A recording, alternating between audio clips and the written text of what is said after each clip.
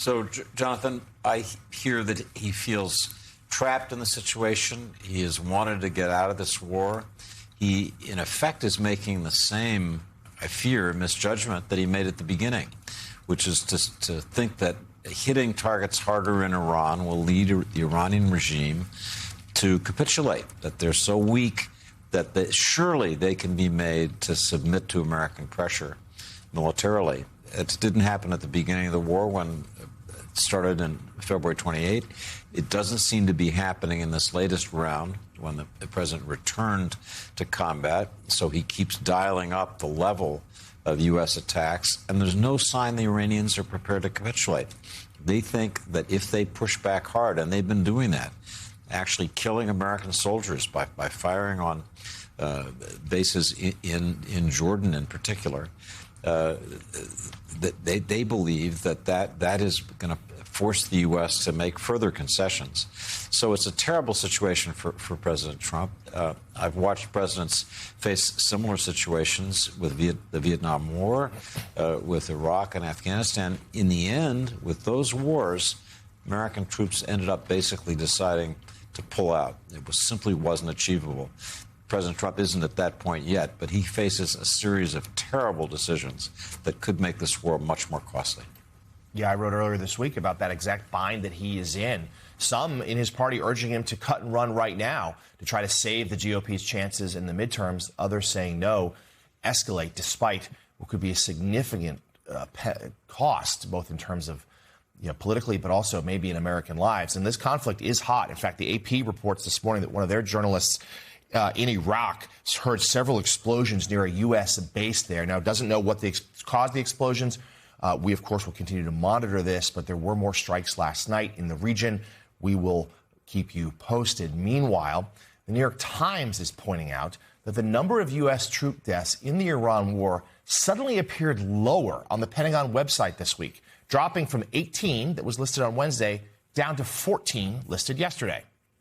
3 military officials tell the paper that one reason behind the change was the Trump administration decided to remove the 4 service members killed this past weekend from the list, took them off it, because their deaths occurred after President Trump declared a ceasefire in the war in April.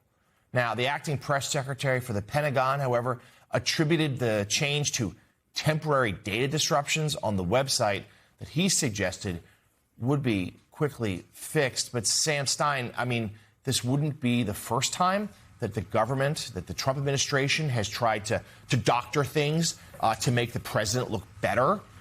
It is a nonsensical argument that these 4 lives would matter less because they happened after a ceasefire was declared, when obviously the ceasefire is over. There are major strikes happening in the region now for well more than a week. To me, this was particularly outrageous and disgraceful. Well, to me, too. It's both not shocking that the Trump administration would do this, and it's shocking that it happened. What is the actual goal of doing something like this? Is it to try to limit your political exposure for the war? Is it try to cover up the actual costs of the engagement that you launched with Iran? Or is the American public somehow going to say, okay, we can stomach this more because it's not 18, it's 14? It's despicable, honestly. It's failing to own the consequences of their actions, or at least trying to avoid the consequences of their actions. And honestly, it's insulting to the people who sacrificed to say, hey, this was not actually a war casualty. It was, a casualty of what's the word he uses, skirmish? I found this to be among the more offensive moves that the administration has made politically, but it obviously reflects a larger thinking that they have internally, which is that this is politically problematic and they need to sort of put their fingers on the ledger here. And Trump is open about this all the time. The other day, he put out some post on Truth Social where he was comparing the casualty counts and the costs of different wars, Vietnam, Iraq, and Iran, as if, we're lucky that we've only had 18 sacrifices here. It's how he views this conflict, not necessarily through the human sacrifice, but the political cost that he has to incur. And, you can only imagine the other stuff they are covering up, because if they're willing to cover up the deaths of 4 U.S. service members, what do we know about the actual cost of the war? What do we know about our munitions level? It raises a whole host of other questions.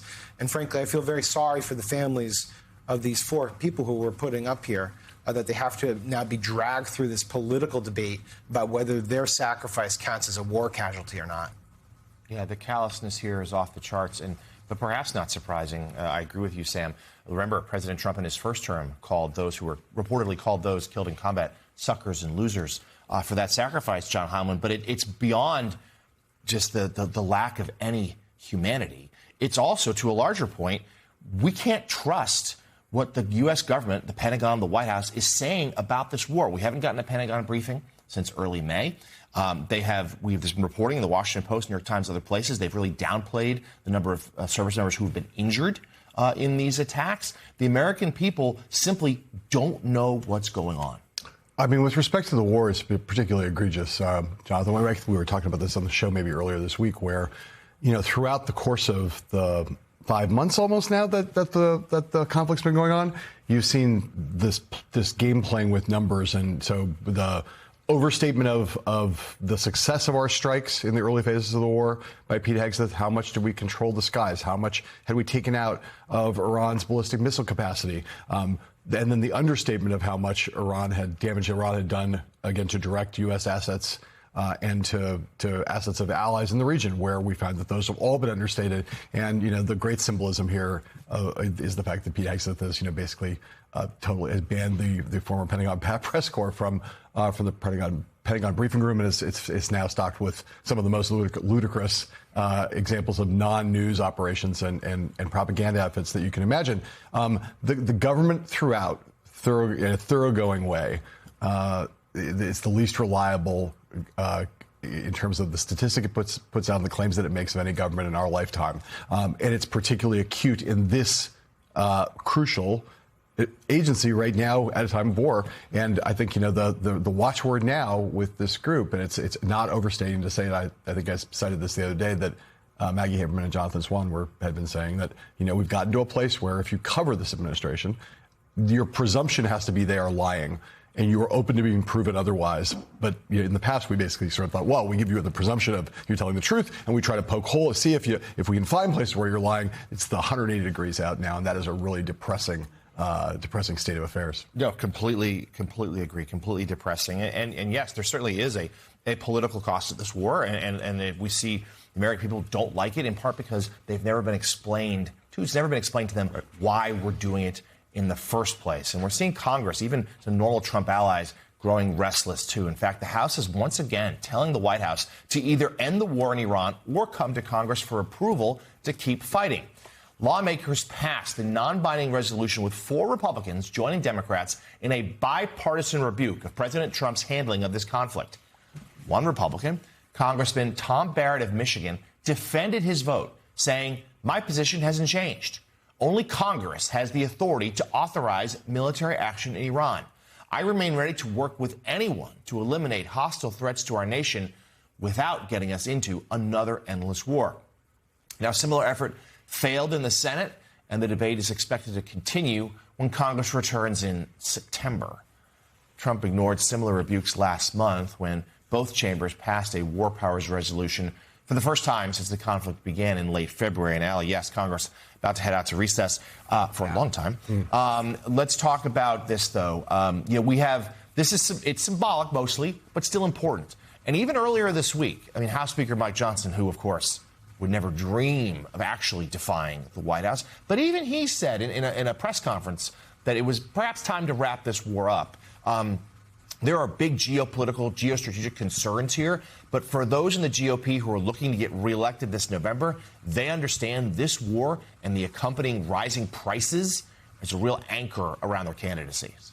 They do understand that, and yet I think there are those who are willing to speak in some tepid ways against the actions of the administration, whether you see the speaker's recent comments about needing to wrap up the conflict as that could be one example. But there are rarer instances of lawmakers on the Republican side willing to vote against the interests of this president, still giving him a really long leash, despite the fact that we're talking about the public perception and the ways that the public needs to be skeptical, and journalists certainly need to be highly skeptical of everything that this administration says. There is a real view on Capitol Hill that there has not been transparency, even with Republicans, about what's going on when it comes to being briefed on these conflicts. That was a feeling that was prevalent around Venezuela in the early part of the year. It's a feeling that has remained certainly around the ongoing Iran conflict. I mean, you ask members, certainly on the Democratic side, the last time they were briefed in the aftermath of American troops being killed on the ground, and they'll tell you they don't even think that their requests for briefings